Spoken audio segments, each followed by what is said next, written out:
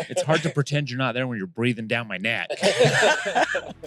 There were a couple of times where I'd turn around and talk to Tyler and be like, oh my gosh, there's a camera. And it's like...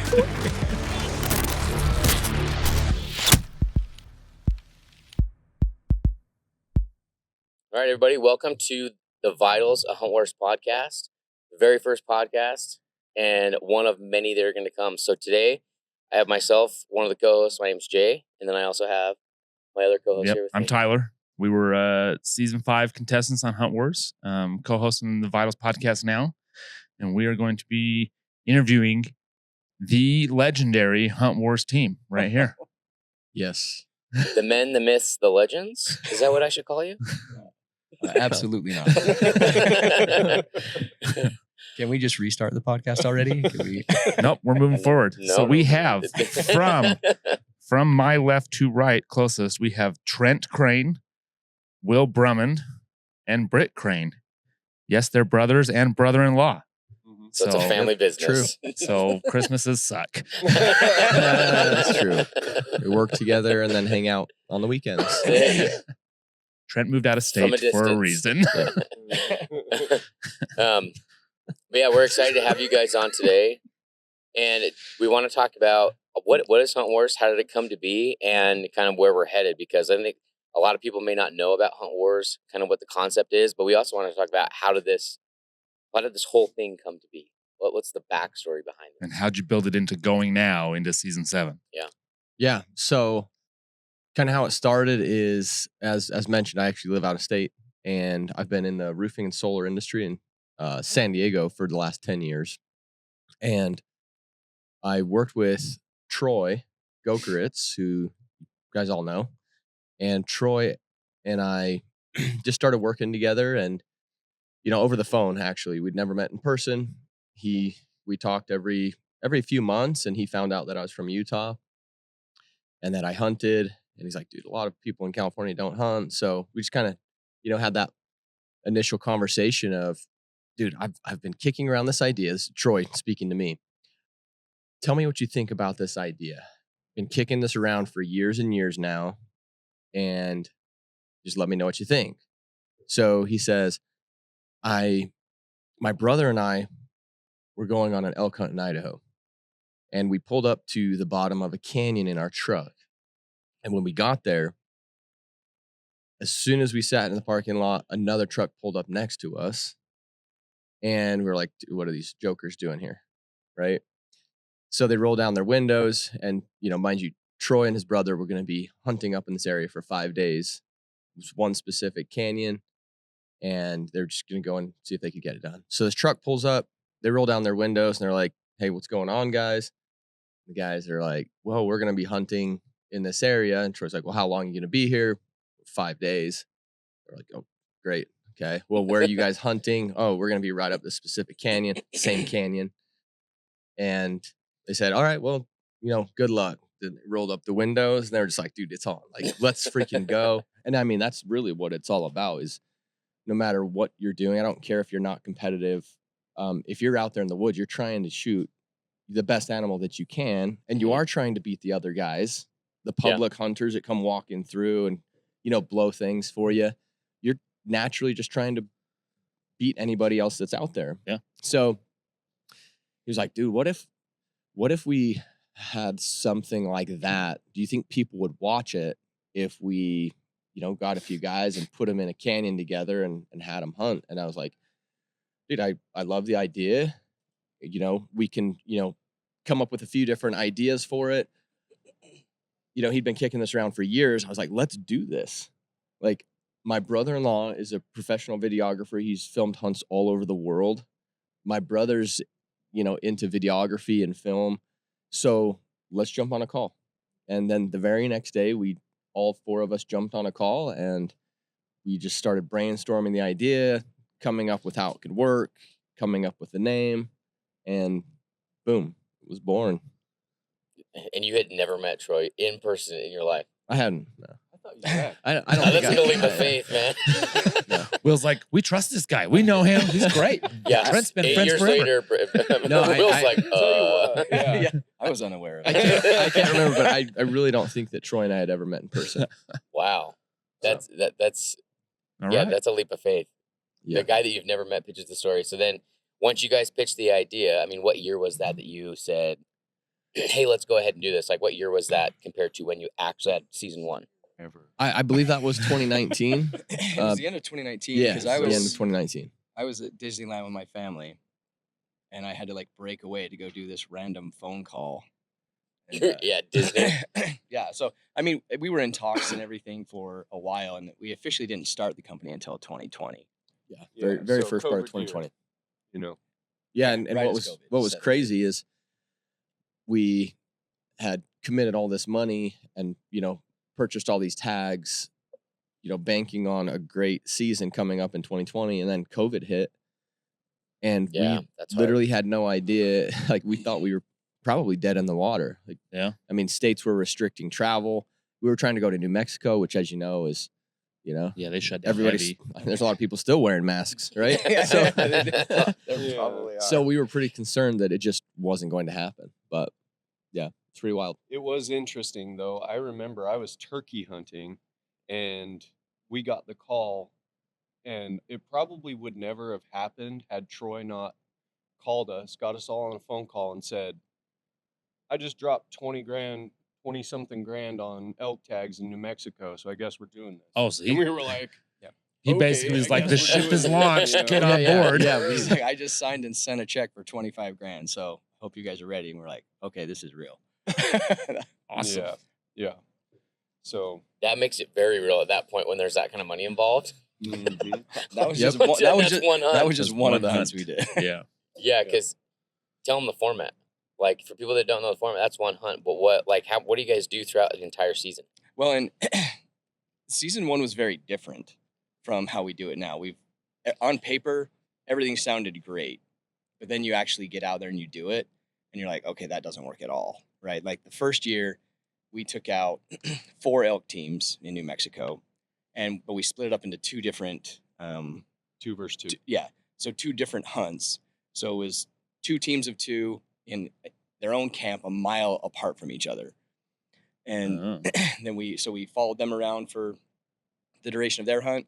Then the next hunters came in, same thing, split up into 2 camps a mile apart. And that was Very so that secretive. very secretive, so they could strategize and not have to worry about talking about what they'd seen and what they're gonna do. And so the other teams wouldn't like, oh, it sounds like they're getting into elk over, and then we think they're over here, But now we have all the teams together in the same camp, same time, and it's way more fun that way. So We also learned a really hard lesson with that too, because it was 2 versus our elk hunts are 10 days. Yeah. And it was 2 versus 2, 10 days. And then immediately after, it was like we were because they didn't fill their tags. So we were literally shooting we're doing the shoot off, and the 2 fresh teams come in. And you guys And have we been were running around toasted. for 10 days already. We'd already been Yeah. hiking. Yeah, the for 10 cameramen had days. already done 80 miles of hiking, and then the new teams came in, and they're fresh legs, Yeah. like they're ready to Ready to go. do. And these guys are gassed already, and they're like, okay, well, we're gonna go do another 80 miles probably. Living on caffeine. no, one of our teams did 15 miles in what, like an afternoon. Yeah, I it was with Josh and Curtis Briner, and Curtis was a football player at Utah State University. Like they were both in great shape, and we were grinding. Like it was tough, and then to just start all over again, it was In pretty fact, crazy. my team, we would go sit water midday every day on that second matchup. And he's like, I know you're going to fall asleep. He's like, We'll fall asleep So- everywhere. Yes, Yes, For the I record, do. I do with everywhere. us, He too. might fall if I asleep on get an this podcast. opportunity, I will might. fall asleep.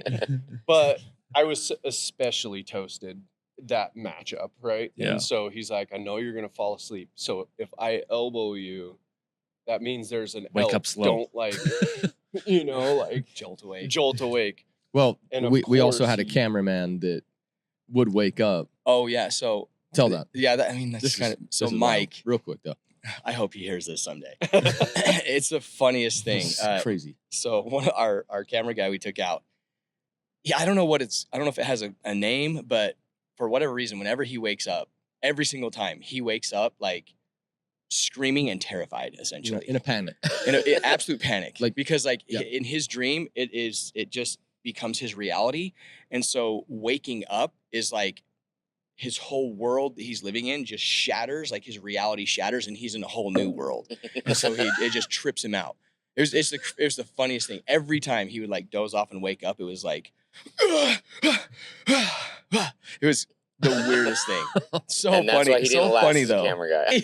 Yeah. No afternoon naps for this guy. Yeah, he had been on some like pheasant hunts or something like that. Not really a hunter, and we learned very quickly. Every single one of our video guys, it is required that they have a decent hunting background. Yeah, we don't want just hikers. We want hunters. Yeah. So Yeah. Hikers don't understand the hiking that hunters do. I guess I should say. Like, Yeah. It's very Or the different. movement, like when to move or not move. yeah, and- that was kind of Yeah. the key thing. Is just like, hey, when to be quiet, when to move, how you can move. Yeah. But the other thing is, you know, we hike all the time, and you hike trails, and that's completely different from, oh, hey, we see elk 2 mountainsides over, we only have, Yeah. 3 hours of light. Just bushwhacking the We whole are way. going straight down, straight up, straight down, and it's different from normal hiking. did we answer your question? Yeah, we're gonna veer off a lot. It's okay. Sorry. We're here to I steer mean- in the right direction. We went off track with Mike, and we're coming back. I'm just kidding. No, you answered the question definitely of like how it started, but kind of now we need to know like how does somebody get entered into the show, and what's that process from getting how do you enter to getting drawn to hey, you're going now. Let's decide where you're going to hunt, so on and Yeah. so forth. Yeah, and Yeah. obviously it looked different from season 1. Yeah. But as Yeah. you refined your process, Yeah. what's it look like now? So I will say, season 1 we had 47 teams apply, which is unbelievable. Like, At least 5 of those were family members just supporting. yeah, I mean, and we had Brett everybody applied had himself. to take a video of themselves, them and their teammate, Oh, really? and submit a video. I mean, it just didn't work very well, but we had 47 teams apply. And so for those of you that don't know how it works, it's literally we just take everyday hunters, they apply to be on our TV show. So anybody can apply. You apply, we do a random drawing typically every June. This year we're doing it June 27th in Ogden at the Weber County Archery Center. Yeah. And we draw 12 names out of a hat. I mean, that's actually a big wheel. We spin it. Everybody comes. We draw 12 names. If we draw your name, we take you and a buddy on an all expenses paid hunt, right? I mean, you could be hunting bull elk in New Mexico with us. You could be hunting coos deer. You could be hunting whitetail. You could be hunting mule deer in South Dakota. We've got all these different hunts that we're doing, and we pay for the whole darn thing. We pay for the tags, the licenses, the food. We fly in a professional chef. chef in camp. The chef, it's amazing. It is good. That's the Well, best we've part. got the lodging. We've got Davis tents in most of our camps, and then, it is a competition, right? So it's called Hunt Warz because you actually can't show up to the unit until the day before the hunt starts, and when you're showing up, you and your partner, we've got 2 other teams of 2 that show up at the exact same time. So after that, we put a videographer with each team. Next day, the hunt starts. We say go, and the hunt's on. Ready, set, Right? hunt. Ready, set, hunt. And it's all DIY. It's unguided. You Yeah. can e-scout before the hunts start, but we want to make sure that it's a level playing field for everybody. Yeah. You're hunting the same animals with the same weapons, the same season, Same weather pattern, same everything. hunting pressure. right? So we just want to see who can go out and get it done, right? Yeah. And we're really giving the everyday guy or girl the opportunity to go on a hunt that otherwise they would never ever go on, Yeah. right? Most people aren't spending $10,000 or $15,000 to go hunt an elk. They just don't have it, right? Like Yeah. their Yeah. spouse would never let them spend that money, let alone, they just wouldn't do it themselves. So we're And giving the everyday hunter a chance. And the awesome thing about that too is that we don't have the same face on the show. Like we all like watching our Ranella and Haynes and Jim right. Shockey. But if you've watched our show, you see new hunting styles, new tactics, new New faces and dynamics personalities every time. Yeah. every single time you watch the show. Yeah. And it's always different, you know? I remember. I when will say you guys were one of the better personalities we've had on the Thank you. show. I will fully admit that. Can we clarify That's also one of the something? reasons we accepted them as our Let's podcasters. clarify something. How sweet. The best personalities. The It best wasn't better. personalities The we've ever best had. personalities. Oh, I'm blushing. I will say that Jay took me into a nasty canyon and then Oh. hiked me right back out. That sucked. Hey, I'll be honest. I heard a bugle. I looked at Tyler and Will and I said, "Sorry," and just Yeah, There that was we go. probably another team down there. He did just beeping apologize. to you. Yeah. we saw that elk later that night come out. We just never caught up with him. We maybe should have taken note of all the red flags of these guys too, because the other thing is I also feel like these guys broke not every rule we had, but every rule for video stuff. Like, hey, don't turn and talk to the cameraman. Don't say my name. like I think they even grabbed the camera from me and filmed me a couple times. Like, dude, like It's I'm hard- not good. I'm not good in front of a It's camera. hard to pretend. pretend all of you guys. It's hard to pretend you're not there when you're breathing down my neck. There were a couple of times where I'd turn around to talk to Tyler and be like, "Oh my gosh, there's a camera," and it's like, right in your face. But no, that was funny. Yeah. Yeah. Well, I was gonna say, when I first learned about Hunt Warz, I think you had just released season 2, and I don't remember how exactly I found you, but I started watching the videos on YouTube. And yeah, to your point, like you're used to the same personalities in the YouTube hunting videos, and I'm not gonna remember the name of the family. You guys will. There was a dad and daughter on a mule deer hunt, and I'm like, I want Shanae. these guys. I don't know what it was, but those episodes with them, I was like, you guys are the coolest. Like, I want you to win. Like, the other groups were cool too, but I just felt like I'm rooting for these people, which is not like, Yeah. usually when you're watching other hunting videos, you're like, oh yeah, he's going to kill something, or maybe he's not, but Yeah. this is cool. I'm just along for the experience. And this one, I was like, oh no, I want this one to win. Like, we got something invested somehow in this. I want that team to win. I like their personalities. I like this. And I like that about the Hunt Warz. So I was like, hey, check this out. We need to, let's try for this. Yeah. And then it happened. Yeah, and that's the thing about it is like it's literally everyday hunters. It's hunting, right? So a lot of our episodes unfortunately end without somebody actually killing, right? It's hunting. That's They're reality. trying to make it happen. It's reality, right? Like we're not editing and just showing only kill shots or only when a team is successful. Like we're showing the whole story of what really happens. Actually, that was an evolution of the show because season 1, we just did archery. And season 1, we only had one kill, and it was a spiked mule deer that was killed in the last 15 minutes of light on the last day. And we, at that point, were like, do we have a show? We thought for sure it was in the bag, especially in the elk hunts. We thought it was done just because we had awesome tags. Yeah. And it wasn't. And so as I blank stared all the footage we had for that season for a month, trying to figure out how to develop this show and do this show, I just realized I was like, it has to be about the people. It has to be about their stories in the hunts. Because when we were talking about it, whether we had a show or not, I was like, we still had some awesome experiences. Yeah, we got a show, And so it just evolved from there. I think sometimes people like kill shots, but also at the same time, it's nice to know that other people struggle too. Yeah. And the one thing about these hunts too is it's not a gimme, like you were saying. Like these aren't guided; it's DIY. When we went, we e-scouted, and then you plopped us in the unit, and then I remember like that evening, it was like, have at it. And it was like, okay, well now we got to really put what we learned to the test. And so it's not a gimme. We worked hard for 10 days. We never went back to camp throughout the day. And I was like, you got to work for it. So it's like, it's real hunting, which I think was appealing to us too, is it's not like you guys aren't just going to, I don't want to go out there and stake this thing down, let these guys go out and shoot it for a kill shot. It was real hunting situations, and it was on public land. We faced public pressure from other hunters, yes, we did. which So is not just the other teams, right? We're talking. Yeah. Well, that was I don't think we've seen that level of pressure from hunting in the units that we typically put guys in. But the thing was, yes, it was a premium unit, and I don't know how many years it takes normal hunters to draw that unit. quite a while. You But couldn't get points on that unit. but at the same time, like there's hunters that did draw that unit, and then there were also other There were hunts cow going on. hunters, There yeah. were like youth hunts for cow elk and just random other hunts that were like, oh man, there's a lot more pressure. But I Still, remember one day somebody was hunting birds. Like we were Yeah, they doing were- shots, and it was some dude shooting. shotgun shooting We're like, grouse or something like that. dude. Yeah. Which, but they're still premium units. I mean, I saw some of the biggest elk I've ever seen.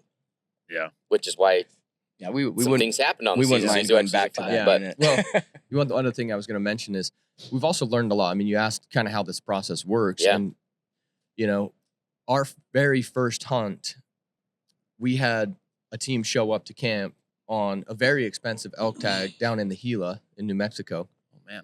And the first time that the caller had ever bugled through a bugle Was tube that was day? in our Oh camp no. Oh, no. when he showed up, right?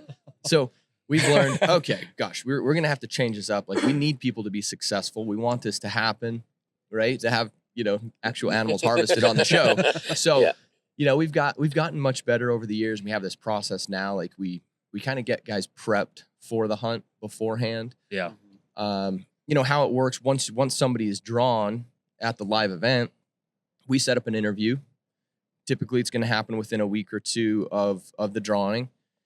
You don't have to be present to win, but we do typically draw at least one team from the live event. So you do want to be there. Increases your odds. It increases your significantly. odds. Yeah. And, On already really good odds too, right? oh, incredible odds. Yeah. I mean, last year, I hate to say it, but it's the truth. Last year, the odds were better than 1 in 100 to get selected to be on Hunt Warz. And what blows me away, and I've been mentioning this a lot to people, is, we're here at the expo right now, and they sell these $5 tags. Last year I spent hundreds of dollars trying to get those $5 tags, and of course I didn't draw. Yeah. But what blew me away was I looked at the odds after, because they publish them, and I started reading through, and it was like, okay, 1 in 3,000, 1 in 4,000, 1 in 5,000. Some of those hunts were 1 in 7,000, and I'm spending $5 on those.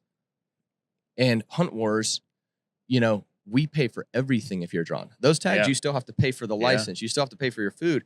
No one's coming to film you. They don't pay for your lodging. Yes, you get a great tag, but you still have to pay for everything. Yep. Where with Hunt Warz, odds were better than 1 in 100 last year.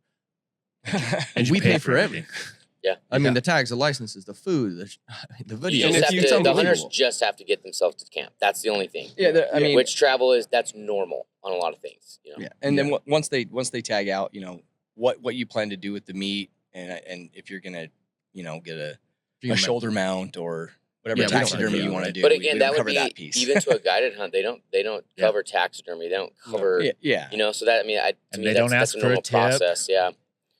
So We gave you guys plenty of tips. This is how to be a good, zoom in, maybe focus a little bit better. Look at the stars. This is my good Yeah. side. The stars, the trees, the birds. Wait. I'm not flexing yet. Yeah, exactly. So Yeah. We gave you guys some tips. Just kidding, but Cut. yeah. So sorry, but going back to that No, interview, we set up that interview, and you don't actually have to pick your teammate when you apply to be on the show. Yeah. Right. We don't care who you're gonna select. We want, once you're drawn, we'll call you. We'll set up that interview. It's about a 45-minute to an hour Zoom. We just want to make sure your partner's going to be on there, and then we're going to talk to you. Right. We're going to find out what is your experience. Have you hunted with a bow? Have you hunted with a rifle or a muzzle loader? Right. We don't want to put a guy who's never shot a bow on a $15,000 archery elk tag. Yeah. Right. So we're really going to find out, well, what's your schedule this coming fall? Most of our tags, once you're drawn, will happen the fall, the upcoming fall, right? So right now we're taking applications for season 7. We'll draw in June. Hunts will start in September. Yeah. So, we do that interview. We find out if you're going to have a baby, if you're getting married, whatever you have going on. Maybe you drew your once in a lifetime tag. Yeah, maybe you already have a tag. And so we're going to try and fit you on the best hunt. We've got multiple options. And we've really made it work. We haven't had to really turn away anybody because of their schedule. We've always found something that worked for them that they were happy with. Well, and for us, just from our experience, Jay drew. I was lucky to be the partner. We had the interview, and it was same stuff. What's going on? What's your experiences? We really wanted archery elk. I had just drawn. Everybody does. Yeah, everybody does, right? if you don't, you're weird. Yeah. That's I not had true. just drawn That is the not true. Wyoming archery, their Wyoming elk tag Yeah. for that same year. And so I'm like, listen, I can't turn this back. They don't give me my money back. It took me 6 years to draw it. I want to archery elk hunt this, but we also like I need to work around my own tag, Yeah. and it worked, right? And I could be flexible on And my you guys dates worked a with little us bit. on that too. But yeah, so I spent. Well, he came out to Wyoming for a little bit with me too, but I spent 10 days in Wyoming, worked for 4 days, and went 10 days in Oregon. Jeez. And that was an awesome year. It was a great year. But yeah, you're willing to work around it. And then also, I want to back up to something you said before, like that guy that had never bugled or blown through a bugle tube until the day he showed up. And you're like, yeah, well, we start prepping people. Like I knew I was pretty bad at calling, and he had chosen me to be his caller. But at this point, you guys hooked us up with Elk Bros. Like I went through one-on-one with them. We did group settings and Some Phelps game calls. some game calls. Like by the time we pulled into camp in Oregon, we felt as prepared as we possibly could be without having ever set foot there before. Yeah. It was, Well, we were that's ready. good. That's good to know, because that's really what we're trying to do is make sure guys are ready. Like we don't want anybody to come out there and look like a goober, on TV. Like that's not our purpose, right? We want you to be prepared. We want you to be successful, and we do everything we can to try and make that happen. Yeah. I think one thing that was really if cool. you're willing. Yeah. One thing that was really cool about your Yeah. group is I love that you guys were all super competitive. I think that drove and pushed you guys to better yourselves and to work harder, right? Like, that we do have the competition aspect of this, and we want guys that are gonna like take it serious, right? And work hard and do the prep work. Yeah, Right. and we've had several contestants, athletes as we call them, literally drop 50, 60 plus pounds to be on the show, right? Like it kicks them into 96 pounds. 96 pounds. One Holy guy was cow. losing weight, and then he got selected, and amazing. he was like, dude, he went hammer time, just dropping weight, lost 96 pounds. That's what I love about this is we've seen guys change their lives completely. Like, stop drinking alcohol, just getting their life in order and staying fit, not just for, one season to be on the show, but they've carried it for years Yeah. and years. A And I am lifelong just change. like, dude, in awe at some of these people. So Yeah. it's very cool to see. It also helped get our video guys in shape. That They needed it. We usually hunt hard, and we go Brit. out there, and these Britt guys, was the one that because- dropped 96 pounds. Yeah. No, I was not. But hunt we hard used to and lose weight on hunts, and now we are we've been kind of gaining weight. level little bit. out a little bit. That We is need one to tone aspect. down the chef. The chef is still the best The chef part. I is will the best maintain. part, yeah. The hunting was awesome. His cooking was absolutely amazing. Yeah. Okay, so season one, that is the difference. I will say, when we came home after season one on the elk hunts, my wife was like, "Dude, like, who are you?" will look like a I skeleton. I He did. was, yeah. I And can see my abs again. Now we actually get Oh, and our chefs have gotten better over the years. Our season one, I won't mention any names, but we did a hunt. We did eat rattlesnake. That was pretty cool. We had this guy that came out of culinary school, so we figured he would just be an awesome chef, right? Yeah. And we had, get this, lo mein burritos. That is noodles inside of a tortilla rolled up. It was the worst stuff. It was I've like ever top. eaten. It was like top ramen with a little bit of soy sauce. It was so bad. inside Anyways, of a burrito. two Just straight foods that carb. should never cross. yeah, they should have never been Yeah. there. But I'm sure he's a great chef and very cool some guy. restaurant. It's just super cool dude.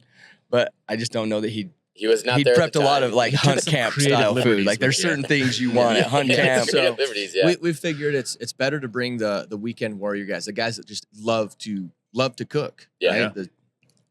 Those are the best. The So- guy you brought to ours was Yeah, Oh, he was we've great. found Stellar. we've had some amazing chefs. So kind of going back to the interview process, something that a lot of people also know about the competition side, that's where you talk about during the interview process about the competition of like, this is how it's going to work with winning point deductions. I was gonna say we need to Because cover that. it is a competition aspect.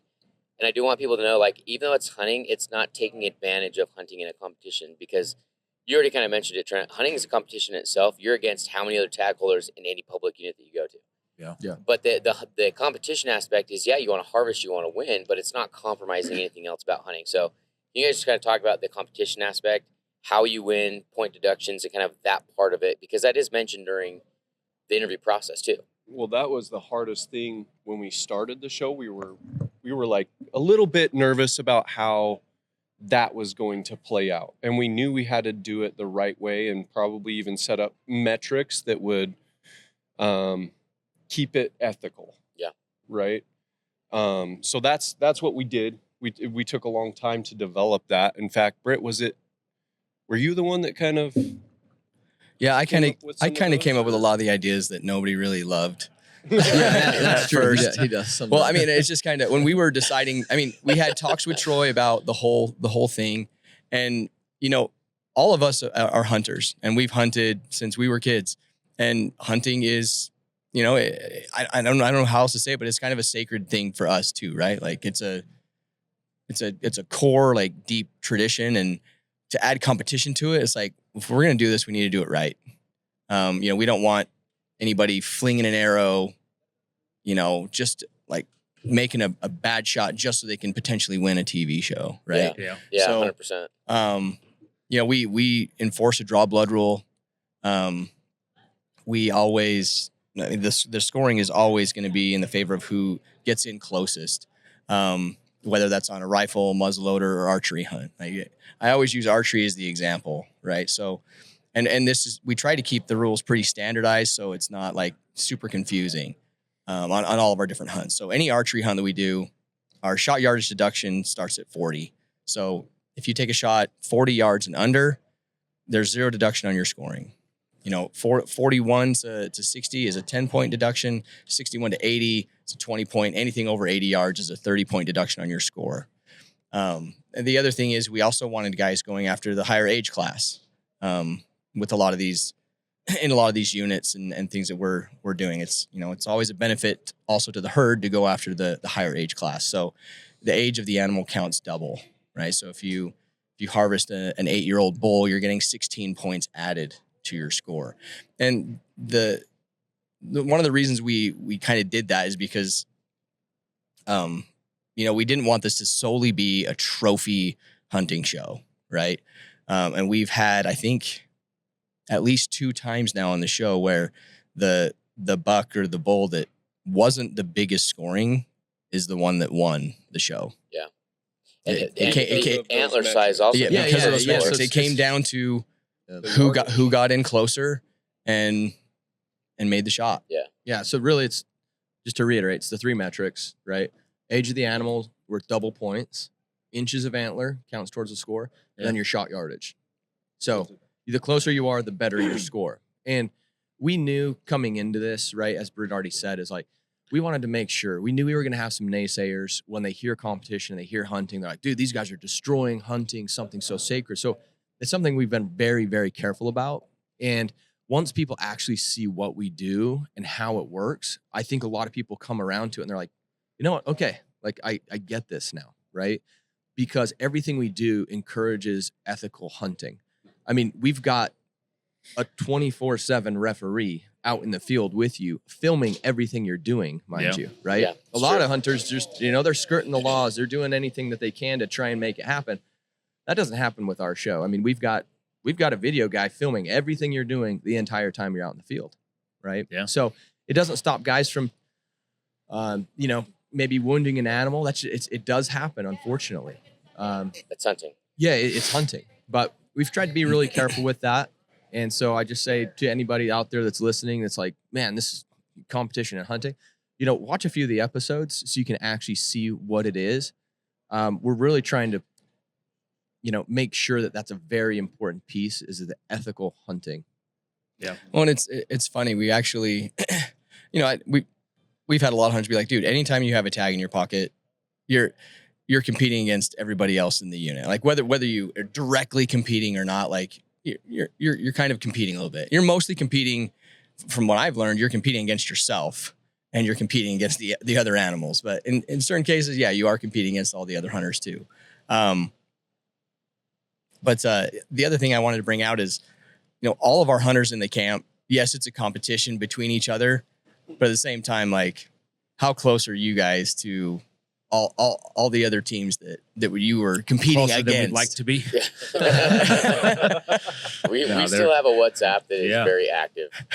And we were all here at the Hunt Expo from New Mexico, Colorado, Utah. They were all here. And I think we were one of the only teams, too, that when we got into camp, we were open about, like, yeah, dude, we got into, elk, and I almost came full draw on this. And the other teams telling the same thing, where I know that there's other teams where it's been, like, so tight-lipped.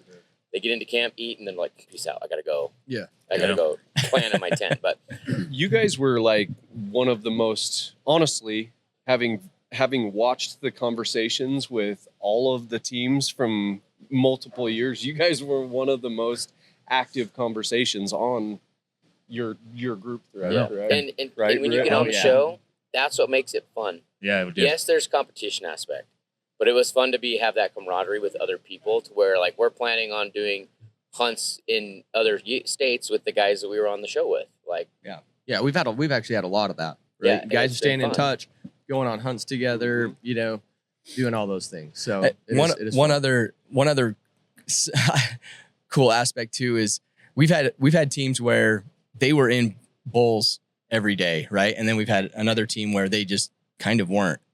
And one team was like, "Hey, we're gonna try the whole other side of the unit." And they'd come to me like, "Do you guys care if we talk to this other team that really hasn't been getting any bulls, and if we send them over there, give them some points of where they could go check out get into some action, right?" leaving and then- elk to find elk. Yeah. yeah, That's a yeah, no-no. those are that good team people. I wouldn't have left done elk to find elk, and they sent one of the other teams over there. But I mean, it's just cool, like that camaraderie aspect, and everybody, almost in every camp, everybody wants all the teams to tag out. They just want to do it a little bit better than the other teams. Don't tell me that all you hunters out there, when you're hunting with all your buddies, you don't want to shoot the best buck, right? Like, People I reach out only to us know about one that all the guy time. that doesn't want to go out and kill the biggest buck. He says he would pass on the 4-point if he had a shot at the 2-point. And that's my brother. Yeah, Yeah. Oh, the guy that doesn't hunt? okay. There's Yeah. a weird scenario where my archery mule deer hunting, my first buck was a spike, my second buck was a 2-point, and I was like, "Hey, I'm just going to continue this because I know I'm going to be hunting for the rest of my life." And He said he was going to pass on the 4-point, the first time, 5-point, if there was a it's over. 3-point, Yeah. just to keep That's not gonna work. his streak. I'll be hunting the rest of my life. When's the last time you had a tag in your pocket? Yeah. He actually had a tag. What was that last year? I had Last 2 year he tags had an last Idaho. year. He bought an Idaho tag. We tried to Did get he him to let come go with to us. the He did wayside? not go one time. I did sadly. not. I did not hunt at all last year. I If filmed. you ever hunts. hear Britt say, "When I hunt," just know Back it when- was 20 years ago. Back when I used to hunt. Uh, No, but the other thing is, again, like kind of touching on that, like the teams that tag out, one of the first questions they ask is like, "Hey, can we go help this other team? Yeah. Can we go bugle and can we go scout elk? And if they're not finding anything, send them over." Like, And we don't let it's- him. It's been, yeah. No, No, because we don't want, like, Jay, we wouldn't want you going and blowing a bugle. Yeah. You know, like, Yeah. That's why he was freaking caller. Yeah, Yeah, we don't let the other teams call for the other. Yeah, we don't let that happen. There's a potential they could screw it up. I get it. Yeah, right. So, But then it there's is like, fun. When you say you Yeah. want to help the other team, Yes. what are we talking about here? Yeah. Let's screw their broadheads. You're elky, that, But so after the interview process, you also determine, hey, like you said, Trent, what hunt do you match up with best with your experience? So once you determine, hey, this is the hunt you're going on, what's the next step from there until you get to camp for the hunters, for your team members? Yeah, so once you're drawn, what we're going to do is we're just going to get you set up. One, we set up a group chat. Britt's kind of the main point of contact, who's going to be, setting up bi-weekly calls typically before your hunt starts, just to make sure that you guys are staying in contact, that everybody's getting what they need. We've got a bunch of sponsors who typically are sending gear out to the hunters to get them prepped, right? We want you using, Phelps calls. If you're going to be bugling to the elk, we want you using those well before you get to camp. All the gear, we want to get that to you as quickly as possible so you can be using it. And then, we'll get you on the call with the outfitter who, kind of helps us in those areas, kind of get you accustomed to what you're going to deal with, what the weather is going to be like, the things that you need to bring to camp, et cetera. Just all those details. We start getting you rolling. We also just kind of we'll talk to them a little bit because most We're at the people expo, so excuse the noise. Yeah.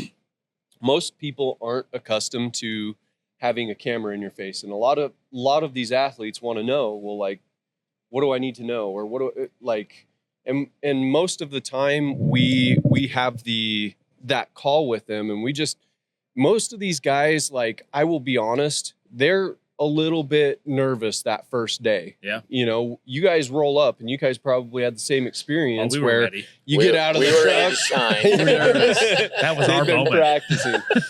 But they get out of the truck, and there's typically about 3 or 4 cameras on you. Yeah. You know, from that point. And so that first day is a little nerve-wracking, but in your guys' experience, I'm kind of speaking from what I've seen on my end, but most people, they go like 1, maybe 2 days, and you're just like, it's kind of, you're used to it, Yeah. right? Like, it's not a Yeah. big deal. Yeah, absolutely. The only But thing that was tough to get used to with the camera was when you weren't ready and we were like, okay, here's what we got to do. We got to plan this. We're going down here. And wait, don't stop talking. Let me film you. Wait, I wasn't recording. Or when the mic dies in the middle of a, great scenario. Things happen though. things happen. Yeah. Yeah, But- yeah, things happen. And, of note, we do actually switch cameramen Yes. every you do. single day Yep. to We make did. sure that everybody gets a chance to be with, Yep. every cameraman. Wes to to get to MacArthur. know Everyone them. wants to be with Wes. We all do wanna That's be with why we Wes. did it. It's just like, hey, It's- when do I get a turn with It's Wes? almost like we need a Yeah. rating score for our cameramen, like No. their stealth, their video skills, great- etc. There should be an But, after action survey. if Britt's really loud out, Yeah. if Britt's really loud out in the field, like we want to make sure that he's not just stuck with one team, right? Yes, We want the thank other you. teams to experience that as well. I didn't. Right. Our Each team camera, gets to suffer equally. Britt couldn't keep up. He was tripping over everything. We needed to switch camera guys. Yeah. Oh boy. There Felt were one some time. tactics for that though, because we've had instances where one cameraman was having one issue with his camera, and he was with that team the whole time, Yeah. and that team kind of got Suffered the from raw it. deal, right? It was hard to fix or something. Maybe Yeah. it was a mic issue. So when we switch cameramen, it keeps that fluid because every cameraman has his own style too. And so the show is more cohesive, and we're not botching an entire team's Yeah. hunt with maybe a camera issue that we didn't quite catch or something. Again, So, level playing field. Everybody's having to deal with having a cameraman, so Yeah. it just happens. Yeah, and to your point, the camera guys, we talk about this show, they're hunters. So that also helps, knowing that they know that to stay back or to not ruin, mess up a shot or something like that. Yeah. Yeah. So then when they get into camp, what's the process? I mean, when you get into camp, you guys do an opening before they even are allowed to hunt, right? Like, and then they also have to prove that they can hit something. Yeah, that's what I want to say. I Yeah. appreciate we, that we, part. we make them shoot Yeah. their weapon, once they get to camp in front of us, Yep. right? Just to make sure that they're on point, because we've had guys show up to camp who are like, dude, nothing happened. My gun is perfectly set. I don't even want to touch it because I just know it's good to go.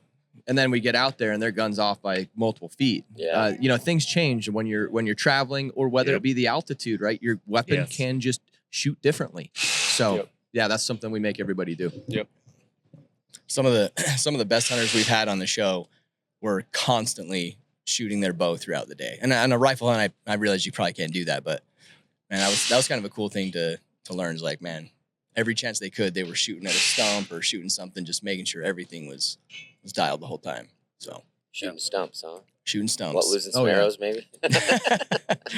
Judo tips. Yeah, judo tips. Yep. Yeah, So- but yeah, to that point, that was good to know that you're bringing people of all skill levels in. Just one, check your weapon after travel, and two, let's see where you're actually comfortable at, because there's probably some people that maybe they couldn't ever, their personal situation, they couldn't ever make a target past 40. Right. We absolutely have that, right? And I won't mention names, but it is interesting to see when you get to camp and watch these guys. Some of them come in super confident. They're flinging arrows at 80 yards, nailing the target, and you're like, okay, here's a contender. Yeah. And then you got another guy who's, shooting at 30, 40, 50, and you can just tell it's like they're either getting in their own head. Yeah. It's kind of wild. And it's just So, kind of good. where you come from, right? Like, I'm sure there's a lot of whitetail hunters out there, and a lot of whitetail hunters don't need to shoot past 20. Out here in the West, that's a very real shot more often than not. So, and if you're only ever practicing for 20, 30 can be hard, 40 can be hard. Anything past that's certainly hard. Yeah. So it's good to know where you're at, and again, that comes back to you guys are running a hunting competition show in the most ethical way possible, and you have to know what their skill level is before you let them out in the field. Well, kind of touching on the whitetail hunters, like hunters from back east. We even did I think season 1 or 2 was West Coast versus East Coast. So we tried to make sure we were, we had like a pool of people from the East Coast, and we tried to mix it up to where we had East Coasters versus West Coasters. But yeah, like and that's kind of the other thing that's kind of cool about Hunt Warz is giving guys from way back east the opportunity to come hunt out west, without spending, like we said, like $10,000 kind of deal. But I will say this too, like I feel like a lot of those whitetail hunters and guys from back east, some of them have already hunted out west and they know what it takes, and they're free. We've had some amazing hunters from back east. Yeah. And oh, absolutely. Yeah. And like they it's almost like they take it way more serious, and they prepare so much harder than a lot of these guys that are just like, oh, I hunt mule deer every year, so I'm good to go, right? That's because we're already prepared. We hunt muleys, we're already prepared.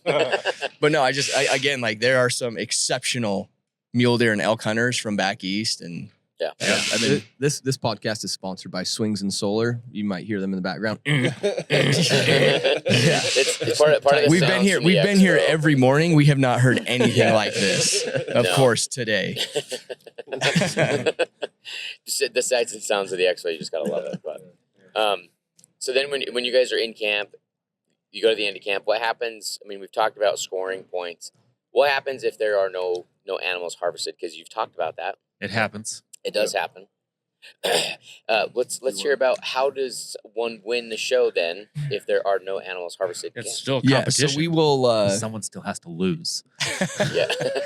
Yeah, we will always have a winner at the end of this. So yeah, it comes down. We set up and do a shoot off. So and it changes, right? If it's a rifle hunt, obviously the yardages change, and archery, same deal. Now, archery, we can have a little bit more. Well, we kind of do the same with rifle a little bit too. We do like We had one rifle shoot off. Yeah, we had one rifle shoot off actually. Yeah. And so we did like it's usually like 40, 60, 80, just like our metrics, right? We kind of follow our scoring things. And so we have them take a shot from each of those. And sometimes we have them hold for a minute before they take a shot from their knees.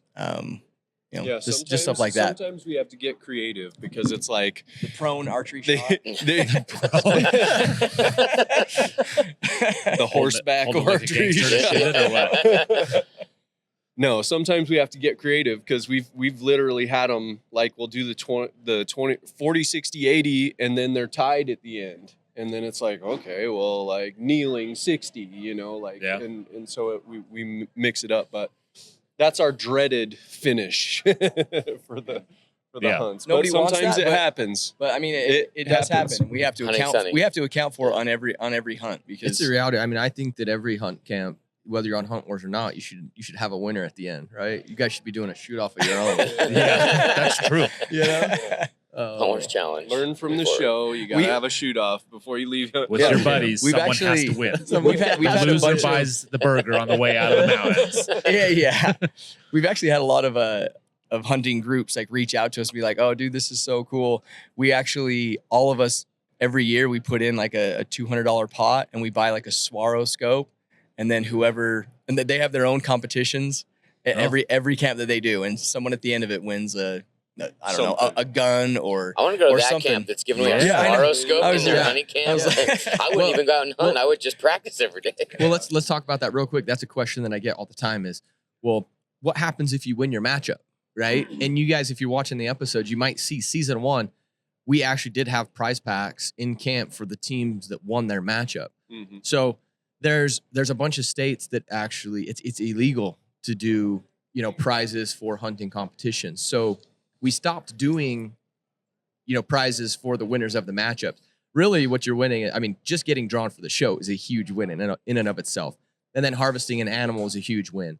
But we've asked our sponsors and everybody who's helping provide the gear to just kind of spread the love to all of our contestants. So yeah, that's the answer. Eventually we're probably going to have like a trophy, like we're working on a trophy that would that we can put like the team name on and what year and what matchup, That's cool. Nice. That's something that we're kind of in the works, hopefully gonna get done, right? But that's what we want to do. And then there's a potential, we've had talks about other ways we could maybe do that, where maybe we have a winter season or something like that. So, down the road. I don't know about a winter season, but bringing winners back. Bringing winners back. Yeah. Some winners. Brett doesn't want us back. I think there's some guys that won from season 5 that you should bring back as your number one. Personality wise, Yeah, we have pretty great. Yeah. Yeah, there's a really cool prairie dog hunt that we've been looking at in South Dakota. Sweet. And Sign me up. I've shot some pretty king sized prairie dogs. There's not a lot left of them to score, but we can get them. Oh. Well, the sights and sounds again. But so yeah, that's part of the king of the camp too. Is when you win, you become the king, and you're the guy that won camp, which is kind of fun to be able to say, "Hey, I won a TV show." I mean, how many times I don't know if you guys won or not. I can't remember, but has anybody come and asked you for your autograph yet? Right? Like, About a that dozen. doesn't This is happen. my Don't- mom. No. But so then with Hunt Warz, can you keep applying? Let's say you get on the show. Are you able to apply again after that? If I draw like we drew, what's the scenario after that? Am I allowed to come back on? The 'cause answer, I've had questions about that before. yeah, the answer is yes, and that's kind of evolved over time as we were figuring this out. Right? We did initially tell people like, no, we don't think you'll ever be able to come back on, but you can. Right? We do allow people to keep applying, and really because it's just it's a totally random draw. I mean, everybody's live there; they're watching us pull the names. Like, there's no nepotism. There's no, hey, I'm going to try and draw my friend. It's all totally random. And so if we draw your name again, we draw your name again. Like, that's just the luck. And because there's so few people that are applying for Hunt Warz, I mean, there's a good amount, but the odds are insane. Like I already said, we have drawn somebody 2 times to be on the show already. So There you your go. odds are even better. There you go. Yeah. we drew the same guy twice, and then another crazy scenario happened where a team from Texas, they hung with each other. It was a father-in-law, Son, right? Father-in-law and father-in-law, son-in-law. son-in-law, Son-in-law. and they both put in from Texas, and out of the 12 people we drew, both of them were drawn, and they're like, "Oh, dude, we don't hunt with anybody else except each other. Like, I don't have another hunting partner." And I was like, "Well, could you find one?" And they were just like, "Well, I mean, honestly, could we be guaranteed to be on the same hunt, like where we compete against each other?" And I was like, "Well, we can't really do that." And they're like, "Look, we don't want to risk it. Like, we want to hunt together as a team." Like, so they gave their ticket back, and we drew another team. That's cool. It's like, it has a lot of crazy. That kind of speaks to, there's not a ton of people putting in yet. So Yeah. Again, your odds are for Hunt Warz for a fully paid hunt are better than any other premium tag and a lot of general tags. Like, Yeah, absolutely. for And instance, Idaho just went to a draw for non-residents. You have to buy a $200 hunting license to enter, and the odds are garbage, I believe, because I didn't draw. and that's what I've been talking with a lot of people around here. It's like, look, if you apply out of state, how expensive it is just to most of these states you have to buy a license, Yep. $160, $180 just to apply, even if you're applying for one tag, right? Yeah. So you're spending hundreds just for that chance to apply for those tags. So with Hunt Warz, it starts out at $99 to get your team entered. You can split that with your buddy if you need to, but it's $99. And for most people, that's putting them in for 12 out-of-state tags, Yeah. depending on where you live, right? It's insane. That's a good point. It is like putting in for 12 separate applications. 12 chances. Yeah. Yeah, it's 12 100%. chances. And Yeah. we've kind of broken it down to where, for those 12 chances, if you're spending $99, just like those $5 tags upstairs that people are putting in for, this breaks down to $8.25, but we pay for everything. And if you do our elite membership, we actually have an elite membership, which is $229, and that gets you 3 entries. That one breaks down to, I think, $6.36 per entry. Which is amazing if you think about it. So we are capping applicants this year at 2,500. A lot of people come by and they're, you know, I like to ask them, how many people do you think are applying for Hunt Warz every year? And I hear numbers, you know, 5,000, 20,000, 30,000. And I'm like, no. You know, we've got a marketing problem. That's what I'm hearing, right? And not enough people are hearing about it, because when they do and they hear these odds and they see what we're doing, it's pretty much a no-brainer for them to be like, dude, out-of-state tags, $99, I'm in. Not to mention we are giving away, you know, we're doing sponsored gear giveaways every single month. We're really trying to add value to everybody who's part of Hunt Warz. Yeah. Because we understand not everybody's going to get drawn for Hunt Warz, right? And there is a little bit of a letdown. And this is something we've been really working on. There's a little bit of a letdown when you spend, you know, you put money into something and you're not drawn, right? Like last year when I spent hundreds of dollars on those $5 tags and I didn't win anything, I'm like, dang, that kind of sucks, right? So we're really trying to make this to where we're adding so much value throughout the year to our members that it's a no-brainer to spend a minimum of $99 with us every single year, because of the discounts you're getting from sponsors, because of the, you know, the camaraderie, the other perks of just being part of Hunt Warz. Yeah. If you're drawn to go on Hunt Warz, that's a cherry on top. I mean, a giant cherry. Yeah. But Yeah, There's Awesome. the opportunity to save $100 on gear that you're going to buy anyway. You know, with the discounts that our sponsors offer. and some of the random giveaways you guys do throughout the year. Well, we're trying to build. We have a members only forum, and we're trying to build that community. And there's just so many cool people in there, and you know, we're dialing a couple pieces in there, and add some more content, some trainings maybe, And the giveaways that we've done. there's a trophy room. Post all your stuff. The giveaways that we've done, guys have won full sets of King's Camo, or what's some of the other ones? Like Dark Energy gave away a $400 backcountry charging Phelps package. Game Like, Phelps Calls, Game Call Dark kit just Energy. gave away. I mean, lots of sponsors. There's a lot of chances for people if you become a member to win. Yep. And it's monthly, right? I mean, there's a lot of opportunity there. Well, the forum. I mean, those forums are pretty cool too, because we have people making connections and going doing hunts together and stuff. Yeah. Like, oh, hey, does anyone know I have this going on over here? Like, oh yeah. So anyway, Right on. Well, it's a cool spot. so everybody, that's Hunt Warz. Season 7 is currently open for applications, right? And Yeah. you have until when to get your applications in? Right now, we don't know the exact cutoff, but it will probably be somewhere around June 18th to the 20th, because the live event Mid-June-ish. is The 27th. on the 27th at the Weber County Archery Center. So just in be Ogden, safe and Utah. get it in sooner. We are Yeah. drawing, again, we're drawing one team from the crowd. So if you can make it, come out. We, you know, have a big dinner. We provide food for everybody. You can shoot your bows. You can bring your family. And you can Yeah. win stuff. And you at can the win show. stuff. Yeah, we give Besides away a stuff. bunch of Besides Hunt stuff. Warz, yeah. Yes, exactly. And we're proof that you can draw. Yeah. So like you should put in How many applications did you have in? Hunt 1. 800. One. Yeah, get this. So, and I have to mention this. I've got to, but at the live event in Ogden, we drew Jay's name. Guess where Jay lives? I live 15 minutes from the 15 Archery minutes Center. from, yes. Was he And there? And I was not there. To be So- honest, you guys emailed me afterwards, and I sent a screenshot to him, and I was like, "Is this a scam?" We're being scammed. And then he's like, then I went and looked at the YouTube, because he was like, "Oh no, look at the live event." And sure enough, there you guys are calling me out in front of everybody, and I was like, "It's real." Yeah.